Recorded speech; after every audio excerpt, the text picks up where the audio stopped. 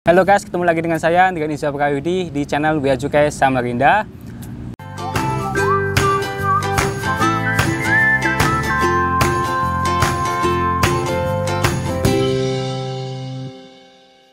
Kali ini aku mau bercerita tentang besaran pajak impor ya, barang bawaan penumpang. Nah, sebelumnya ini aku mau cerita banyak orang yang datang ke tempat kantor kami untuk mendaftarkan emailnya, dan kemudian ketika diberitahu besaran pajaknya itu mereka nggak jadi mendaftarkan emailnya. Sayang banget kan, mereka udah beli handphone di luar negeri dengan harga murah, harapannya bisa dipakai di Indonesia, tetapi karena pajaknya besar pajaknya tuh ya mungkin mereka belum menyiapkan dananya sehingga tidak jadi mendaftarkan emailnya, yang menyebabkan HP mereka itu tidak bisa memakai jaringan di dalam negeri di Indonesia. Penyebabnya tuh mereka pertama tuh nggak tahu budget yang harus dikeluarin, dan kedua itu mereka emang seharusnya bisa membayar lebih murah karena mereka itu kan penumpang awak sarana pengangkut dari luar negeri yang seharusnya bisa mendapatkan pembebasan sebesar 500 US dollar nih, FOB 500 US dollar. Seharusnya mereka tuh bisa bayar pajak itu lebih murah, bahkan bisa gratis. Tapi karena mereka itu mungkin kurang tahu tentang peraturan di Bea Cukai, ya mereka mendaftarkan handphonenya di luar kawasan pabean atau di kantor-kantor selain bandara ya. Mereka jadi dikenakan dengan FOB full biaya atau full harga dari barang mereka sendiri, atau dengan alasan karena karantina. Sebenarnya karena karantina pun mereka masih bisa mendapatkan fasilitas pembebasan bea masuk 500 US dollar, FOB 500 US dollar dengan membawa surat keterangan dari karantina maksimal 5 hari setelah selesai karantina. Nah, ini yang kebanyakan dari mereka itu udah membawa perlengkapan dokumen seperti invoice, seperti boarding pass, paspor, kemudian surat dari keterangan selesai karantina, namun mereka kurang memperhatikan waktunya nih. Lebih dari 5 hari dari selesai karantina, mereka baru datang ke kantor Bea Cukai untuk mendaftarkan emailnya. Nah, rugi banget kan? Kamu bisa menghemat pajak sebesar 500 US dollar, pembebasan FOB 500 US dollar, atau kalau dirupiahkan itu sekitar 7 juta.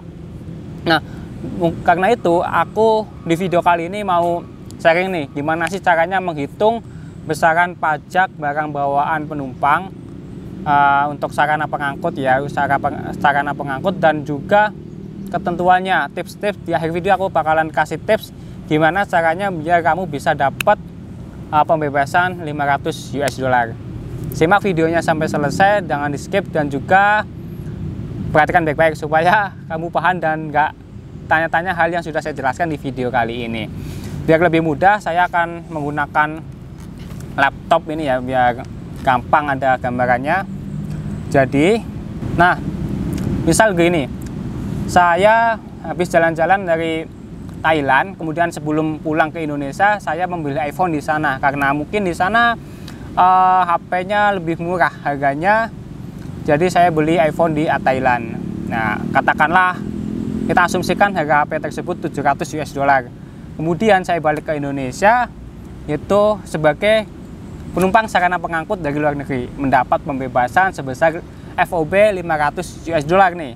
For your information, pajak yang dikenakan untuk barang bawaan penumpang itu flat, yaitu sebesar 10% dari harga barang. Kemudian PPN tetap ya, PPN dikenakan sebesar 11%, kemudian PPh 7,5% jika kamu punya NPWP. Tapi kalau kamu nggak punya NPWP, sayang banget nih, kamu akan dikenakan sebesar 15% ya, 100% lebih tinggi dari jika kamu punya NPWP. Jadi kalau kamu nggak punya NPWP, silakan segera bikin NPWP. Gratis kok bikin NPWP, dan mudah, cepet. Datang aja kantor terdekat, kantor pajak terdekat dari rumah kalian ya. Dari kasus tersebut, coba kita hitung. Karena saya tadi mendapatkan pembebasan sebesar 500 US dollar, maka yang dihitung pajaknya tuh cukup 200 US dollar. Yaitu dari mana? harga barang saya yaitu yang $700 dikurangi pembebasan $500, jadi sisa berapa? Sisanya 200 US dollar. Kita hitung ya. Pertama kita cari dulu nih nilai pabeannya, yaitu $200 harga HP saya tadi yang dihitung setelah dikurangi pembebasan dikalikan 14.000. Kita asumsikan saja kurs mata uangnya tuh 14.000 supaya gampang ya. Nih, kemudian ketemu 2.800.000 dari handphone saya. Kemudian kita cari nih biaya masuknya itu sebesar 10%. Jadi 10% ini dikalikan 2.800.000, hasilnya 280.000. Kemudian kita hitung nih, kan biaya masuk sudah ketemu, kemudian nilai pabeannya sudah ketemu, kita hitung nilai impornya. Nilai impornya kita hitung. Nilai impor itu yang menjadi dasar perhitungan pajak PPN dan juga PPh pasal 22, yaitu barang-barang yang tadi yang nilai pabean ditambah biaya masuk. Sini harganya tuh 2.800.000 ditambah 280.000. Jadi totalnya 3.080.000. Oh, ini nolnya kebanyakan satu nih, kita hapus saja satu. Kemudian kita hitung PPN-nya. PPN-nya itu sebesar 11%. Nah, 11% ini dikalikan dengan nilai impor, yaitu nilai impor yang tadi kita cari, yaitu 3.080.000. Berapa 11%-nya? Yaitu ketemu nilai 338.800. Setelah itu kita anggap saja saya mempunyai NPWP ya. Pasti dong saya punya NPWP. Dikenakan PPh pasal 22 impor, yaitu sebesar 7,5% dari nilai impor, yaitu 7,5% dikalikan 3.080.000, ketemunya 231.000. Nah, ini kita udah ketemu semua nih biaya masuk, PPN sama PPh-nya. Tinggal kita berapa sih total pajak yang harus kita bayarkan ke negara, yaitu biaya masuk ditambah PPN ditambah PPh 280.000 ditambah 338.800 ditambah 231.000, kemudian totalnya menjadi 849.800. Nah, karena di pungutan negara kalau ada satuan ratusan seperti ini, kita bulatkan ke atas ya. Kita bulatkan ribuan ke atas menjadi 850.000 rupiah. Itu pajak yang harus kamu bayarkan ketika kamu mendapatkan pembebasan bea masuk sebesar FOB $500. Bayangin jika kamu nggak dapat, pasti akan lebih tinggi dari ini. Berapa totalnya? Ini. Hemat banyak banget kan?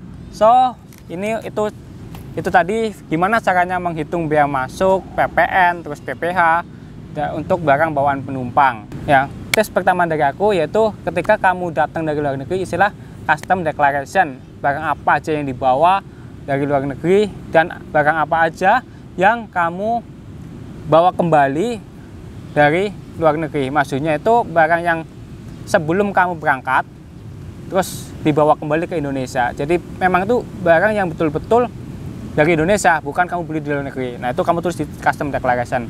Kemudian sebisa mungkin kamu mendaftarkan email HP kamu di bandara ya, di bandara. Karena di dalam bandara ini kamu akan mendapatkan fasilitas pembebasan bea masuk sebesar $500 untuk barang bawaan penumpang. Nah, kalau di luar bandara kamu nggak dapat nih $500-nya. Sayang banget kan? Kalau misalnya harga handphone kamu tuh $499, kamu gratis, nggak bayar pajak apapun. Ya, kamu nggak akan dipungut bea masuk. Tapi kalau kamu keluar dari bandara baru mendaftarkan emailnya, ya kamu dikenakan full. Dan kedua, jika kamu memang terkena karantina beberapa hari, setelah kamu selesai dari karantina dan mendapatkan surat keterangan selesai karantina, langsung menuju ke kantor bea cukai terdekat. Nggak harus di bea cukai tempat kamu tinggal kok. Pokoknya bea cukai yang terdekat setelah keluar dari karantina tersebut. Mana kantor bea cukai, kamu datangin aja langsung. Itu prosesnya sebentar kok, nggak lama. Ya, daripada kamu nunggu-nunggu kelamaan terus lewat 5 hari nih, kamu kehilangan kesempatan untuk mendapatkan fasilitas pembebasan bea masuk sebesar 500 US dollar. Itu adalah video tentang gimana sih caranya memperkirakan pajak handphone saat mendaftarkan IMEI. Jadi kalau kamu merasa mendapatkan hal yang bermanfaat dari video ini, silakan like, share, dan juga subscribe untuk mendapatkan info-info menarik tentang kepabeanan dan cukai dari Bea Cukai Samarinda. Dan juga jangan lupa tulis komentar kalian di kolom komentar apa aja yang kamu dapat di video kali ini dan juga apa aja yang perlu kami bahas di video selanjutnya. See you to the next video. Bea Cukai makin baik. Bye-bye.